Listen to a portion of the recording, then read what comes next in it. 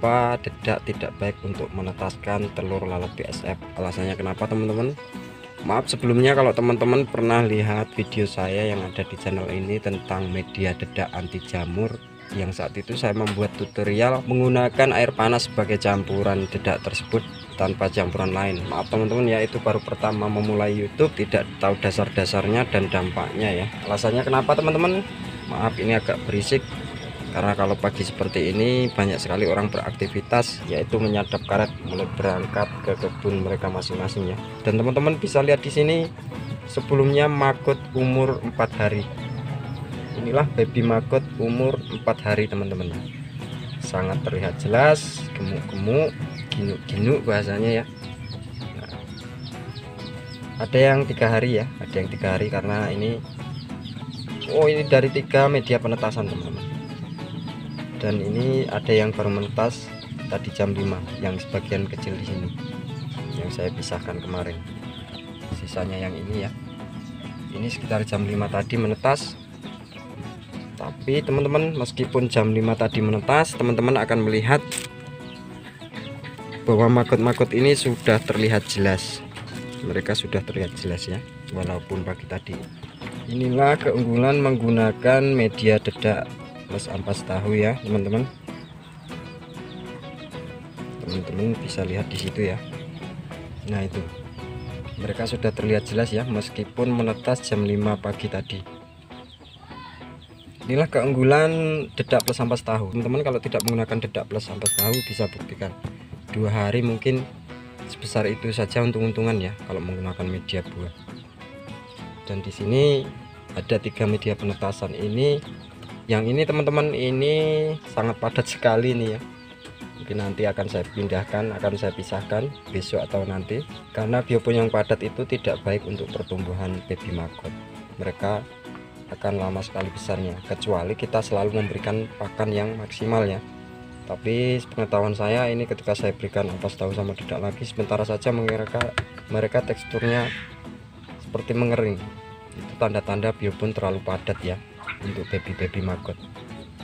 Karena ini dari 3 media penetasan yang sangat banyak sekali. Ini bahkan kemarin yang paling banyak di antara 3 yang ini, dugaan saya 12 gram, belum ditambah lagi yang ini teman-teman.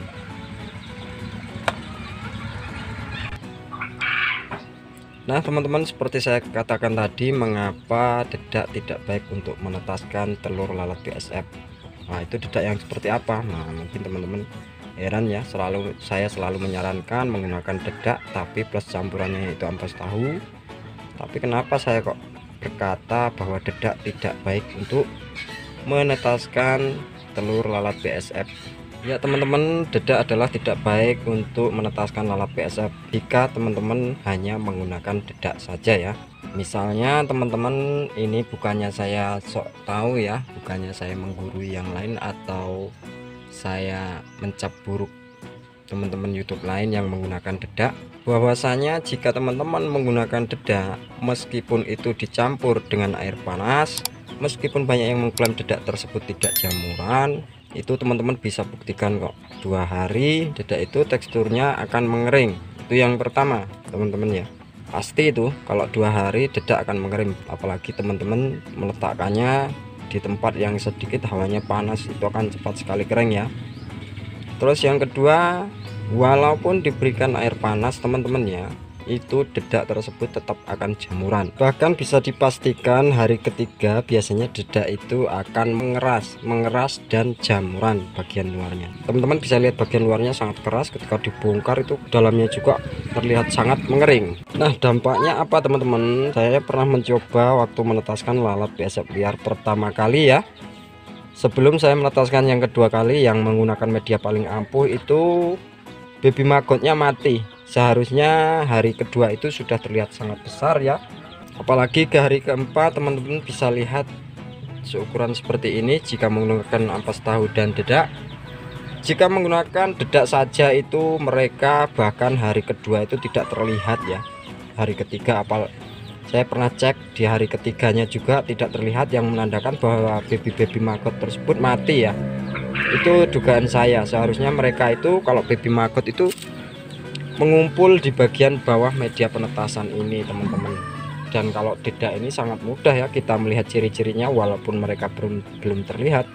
Biasanya area bawah dedak itu media pakannya itu akan terlihat paling basah dia ya. Nah teman-teman, cara mengatasinya gimana agar dedak itu tidak jamuran? Yang pertama, silahkan teman-teman menggunakan dedak fermentasi ya.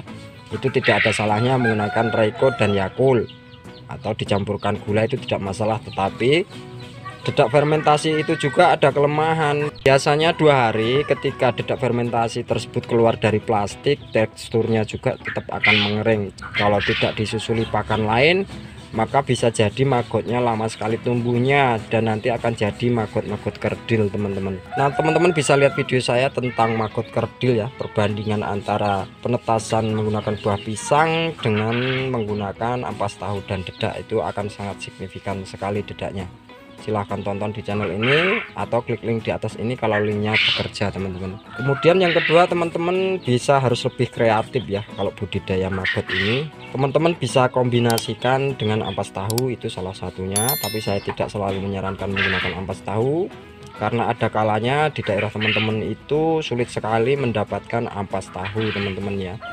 Jadi teman-teman bisa kombinasikan, apakah itu dicampur dengan singkong yang diparut, itu bisa juga saya rasa ya, tapi saya belum pernah mencoba.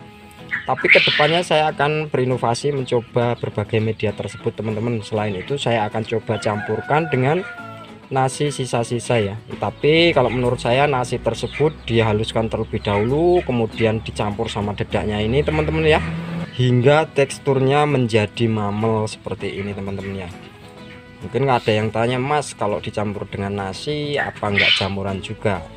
Nah teman-teman ya, setahu saya kalau dia memiliki tekstur yang mamel seperti ini, walaupun terlihat akan jamuran ya, tanda petik ya.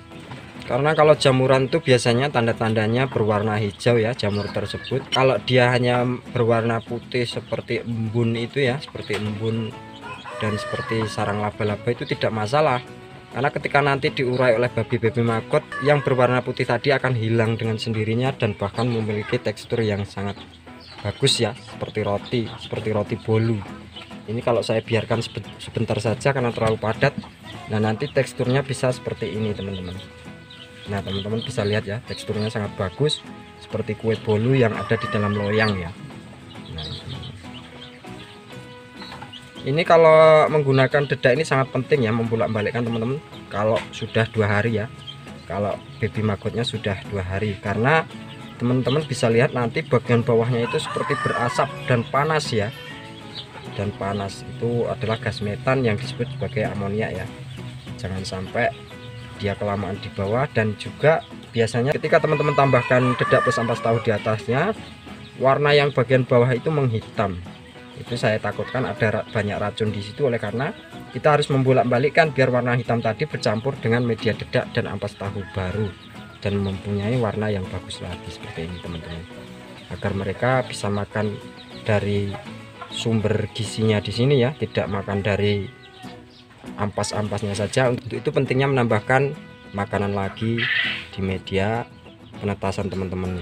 Mungkin ada yang nanya lagi ya, kalau sisa-sisa nasi dari rumah makan yang berminyak gimana Bang? Nah, mungkin ada yang bertanya seperti itu.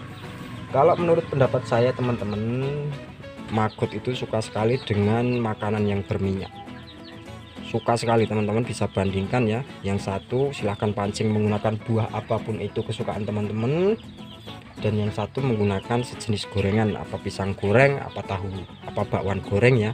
Biasanya buah tadi akan ditinggalkan ya, hanya sedikit yang berkumpul di buah-buahan tadi, dan banyak yang berpindah ke aroma yang beraroma minyak tadi teman-teman. Nah itulah tadi teman-teman ya, sedikit pembahasan dari saya tentang dedak tidak bagus untuk penetasan telur lalat BSF dan alasannya. Buat teman-teman yang belum subscribe, tolong dibantu dulu channel ini, di subscribe kemudian nyalakan tanda lonceng. Terima kasih. Assalamualaikum warahmatullahi wabarakatuh.